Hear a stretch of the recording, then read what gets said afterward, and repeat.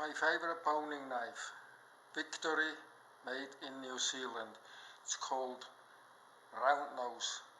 It's my favorite. I use it for everything. Beef, lamb, pigs, everything. I sharpened this knife after 1.5 weeks, doing 5 beef, 7 hogs, and 10 lambs. And I didn't even sharpen it properly, I just touched it a little bit up. Unbelievable how sharp these knives are. I almost cut myself. Razor sharp, just a little bit of a touch up, that's all is needed. If you're serious about butchering, do yourself a favor, go with Victory knives. After 50 years in the business, I can say without a shadow of a doubt that these are the best knives I ever laid my hands on.